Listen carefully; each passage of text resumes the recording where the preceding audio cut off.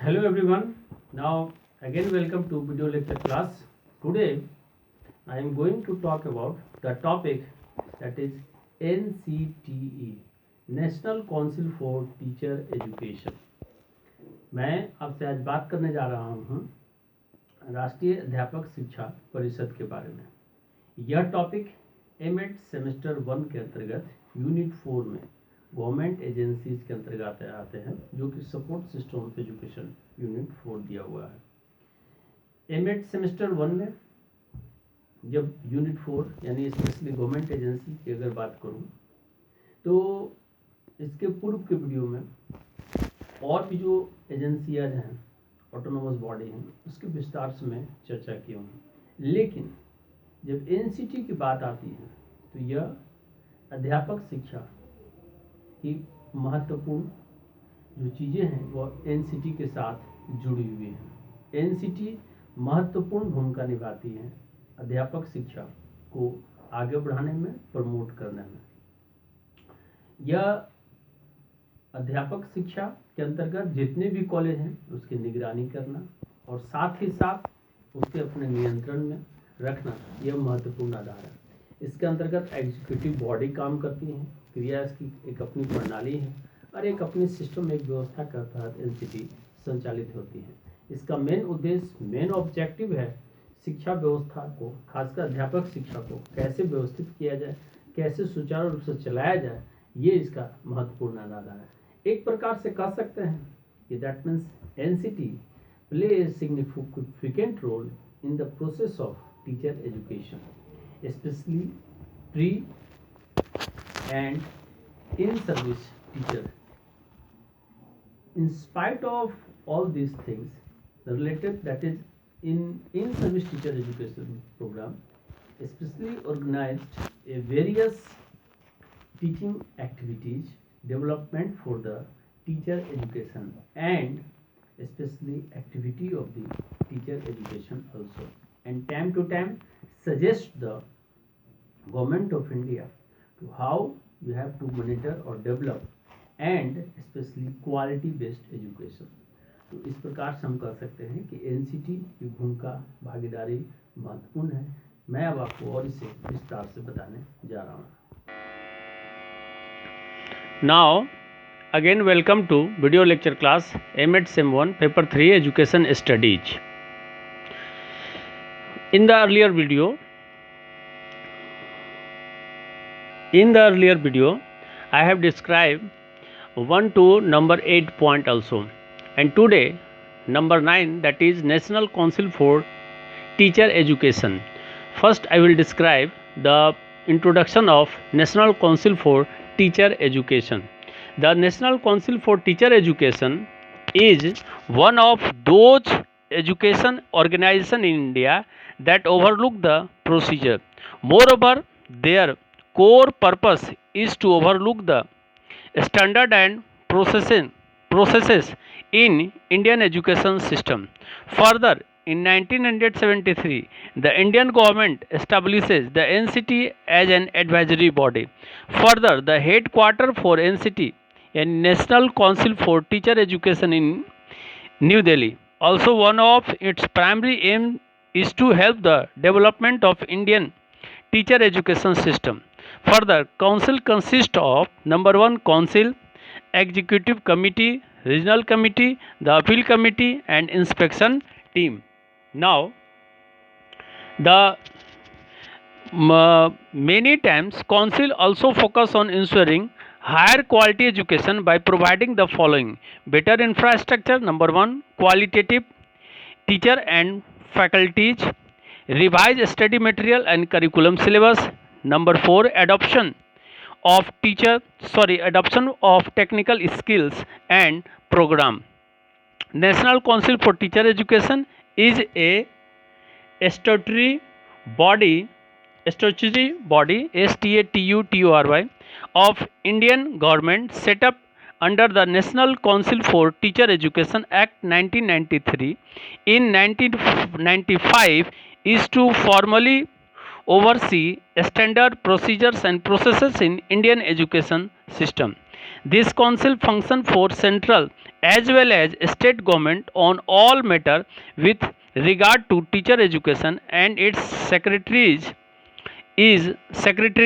is located in the Department of Teacher Education and National Council of Educational Research and Training.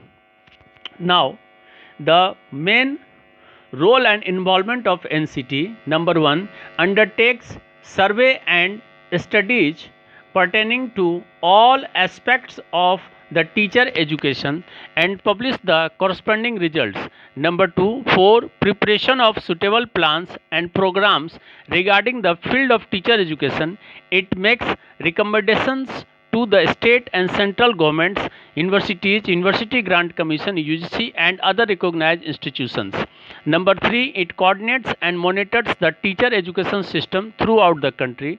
Number 4, it lays down the guidelines for minimum qualification and need for an individual to be a teacher in schools and recognized institutions. Number 5, it lays down the guidelines for the provision of physical and infrastructural facilities, staffing pattern, etc. for compliance by recognized institutions. Number 6, it lays down standards with respect to examination, the major criteria for such admission, as well as schemes for courses or training. Number 7, it promotes and conducts research and innovations in schools and recognized institutions and then disseminates the results thereof. Number 8, it examines its own laid guidelines, norms, and standards for the improvement. Now, number 9, it identifies the recognized institutions and set up new institutions for the developmental programs of teacher education system. Number 10, it takes up necessary steps for prevention of the commercialization of teacher education. And the last one, 11, it also performs other function that is entrusted to it by the central government. मैं अब इन सभी चीज़ों को थोड़ा हिंदी में स्पष्ट कर दूं। सर्वप्रथम राष्ट्रीय अध्यापक शिक्षा परिषद NCT, इससे पूर्व मैं इससे संबंधित और भी 8 इससे रिलेटेड जो पॉइंट है उसका पूर्व के वीडियो में डिस्कशन कर चुका हूं। आज मैं राष्ट्रीय अध्यापक शिक्षा परिषद के सर्वप्रथम में परिचय, उसके बाद इसके डिटेल जो भूमिका भागीदारी उसके बारे में बताऊंगा। राष्ट्रीय अध्यापक शिक्षा परिषद भारत के उन शिक्षा संगठनों में से एक है जो प्रक्रियाओं को पूरी तरह से अपने देखरेख में करता है, यानी प्रक्रिया प्रोसेस को देखता है। इसके अलावा उसका मुख्य उद्देश्य भारतीय शिक्षा प्रणाली में मानकों और प्रक्रियाओं की देखना और उसकी मॉनिटरिंग यानी प्रॉपर मॉनिटरिंग करना है, खासकर देखना है। इसके अलावा 1973 में भारत सरकार एक सलाहकार निकाय के रूप में NCT की स्थापना की थी। नई दिल्ली में इसका राष्ट्रीय अध्यापक शिक्षा परिषद का मुख्यालय है। साथ ही इसका मुख्य उद्देश्य भारतीय शिक्षा प्रणाली के विकास में मदद करना है और इसके परिषद यानी जो कार्य प्रणाली है इसमें मुख्य रूप से परिषद की कार्य समिति होती है, नंबर 1, नंबर 2 क्षेत्रीय समिति होती है, तीसरा अपील समितियां जहां अपील किया जा सकता है और चौथा निरीक्षण दल या विजिटिंग टीम होती है। कई बार परिषद निम्नलिखित प्रदान यानी निम्नलिखित जो उसकी कार्य करने के अलावा उच्च गुणवत्ता की शिक्षा को सुनिश्चित करना भी मुख्य रूप से उस पर ध्यान केंद्रित करती है, जैसे कि बेहतर बुनियादी ढांचा या स्ट्रक्चर जिसको बोलते हैं, गुणात्मक शिक्षा और संकाय, संशोधित अध्ययन सामग्री और पाठ्यक्रम, साथ ही साथ लास्ट में तकनीकी कौशल और कार्यक्रमों को व्यवस्थित करना। अब मैं थोड़ा राष्ट्रीय अध्यापक शिक्षा परिषद के बारे में बता दूं कि राष्ट्रीय अध्यापक शिक्षा परिषद 1995 में राष्ट्रीय अध्यापक शिक्षा अधिनियम 1993 के तहत स्थापित भारत सरकार का एक संवैधानिक निकाय है जो औपचारिक रूप से भारतीय शिक्षा प्रणाली में मानकों, प्रक्रियाओं और प्रोसेसिंग यानी जो काम करने के तरीका है उसका देख रेख करता है। यह परिषद केंद्र के साथ साथ राज्य सरकारों के लिए शिक्षक शिक्षा और उसके सचिवालयों के संबंध में सभी विषयों पर काम करती हैं, जो कि शिक्षक शिक्षा विभाग और राष्ट्रीय शैक्षिक अनुसंधान और प्रशिक्षण परिषद के अंतर्गत मतलब कार्य करते हैं। अब मैं इसकी भूमिका और भागीदारी के बारे में थोड़ा स्पष्ट कर दूं। नंबर 1, शिक्षक शिक्षा के सभी पहलुओं से संबंधित सर्वेक्षण और अध्ययन करना और संबंधित परिणाम प्रकाशित करना। शिक्षक शिक्षा के क्षेत्र के बारे में उपयुक्त योजनाओं और कार्यक्रमों की तैयारी के लिए यह राज्य और केंद्र सरकारों, विश्वविद्यालय अनुदान आयोग और अन्य मान्यता प्राप्त संस्थानों दोनों के लिए सिफारिशें करता है। नंबर 3, यह पूरे देश में शिक्षक शिक्षा प्रणाली का समन्वय और निगरानी करता है। यह स्कूलों और मान्यता प्राप्त संस्थानों में से एक शिक्षक होने के लिए न्यूनतम योग्यता के लिए दिशा निर्देश की आवश्यकता को पूरा करता है। नंबर 5, यह मान्यता प्राप्त संस्थानों द्वारा अनुपालन के लिए भौतिक और अवसंरचनात्मक सुविधाओं, स्टाफिंग पैटर्न यानी जो स्टाफ की नियुक्ति का तरीका है आदि के प्रावधान के लिए दिशा निर्देश देता है। यह परीक्षाओं के समय में मानकों को कम करता है, यानी मानकों का निर्धारण करता है, ये कह सकते हैं। इसी तरह के प्रवेश के साथ साथ पाठ्यक्रमों और प्रशिक्षण के लिए योजनाओं का प्रमुख मानदंड भी तैयार करता है।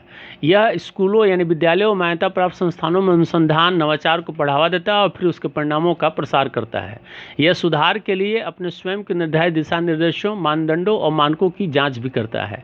नंबर 9, यह मान्यता प्राप्त संस्थानों की पहचान करता है और शिक्षक शिक्षा प्रणाली के विकास कार्यक्रमों के लिए नए संस्थानों की स्थापना करता है। यह शिक्षक शिक्षा के व्यवसायीकरण की रोकथाम के लिए आवश्यक कदम उठाता है। यह अन्य कार्य भी करता है जो इसे केंद्र सरकार द्वारा सौंपा जाता है। इस प्रकार से मैंने इस पॉइंट को स्पष्ट किया, एनसीटी के बारे में स्पष्ट किया। अगले क्लास में इसका जो न्यूपा है उसके बारे में बात करूंगा। अभी आपने देखा कि एनसीटी के बारे में मैंने विस्तार से चर्चा की एंड साथ ही साथ that is also discuss about the role and involvement of NCT. As you know that is NCT is the highest and supreme institution. Better you say that is the supreme autonomous body of the teacher education, Government of India, and play and also monitor a teacher education process and also monitoring the teacher education system. यानी शैक्षणिक जो प्रक्रिया शिक्षक शिक्षा की जो प्रक्रियाएं हैं उसकी व्यवस्थाएं हैं उसका निगरानी करना, साथ ही साथ गुणवत्तापूर्ण शिक्षा के लिए that means quality based education के लिए क्या करना चाहिए, कैसे करना चाहिए, भारत सरकार की ये सर्वोत्तम या ऊंची एक कहिए कि स्वायत्त संस्था है जिसका कि आधार है कि कैसे गुणवत्तापूर्ण शिक्षक शिक्षा को विकसित किया जाए। तो अगले क्लास में मैं न्यूपा के बारे में बात करूंगा जो कि ये भी एक स्वायत्त संस्था है और इसका भी जो है प्लानिंग एडमिनिस्ट्रेशन मुख्य रूप से काम है शिक्षा से संबंधित। तो मिलते हैं अगले क्लास में एक और वीडियो के साथ। एक लास्ट पे कहूँ, जो भी छात्र हमारे अब तक हमारे चैनल को सब्सक्राइब नहीं किए हैं तो सब्सक्राइब करें, क्योंकि जैसे ही वीडियो ये अपलोड होगा आपको उसी समय वीडियो उपलब्ध होगा। तो मिलते हैं अगले क्लास में एक और नए वीडियो के साथ। तब तक के लिए धन्यवाद।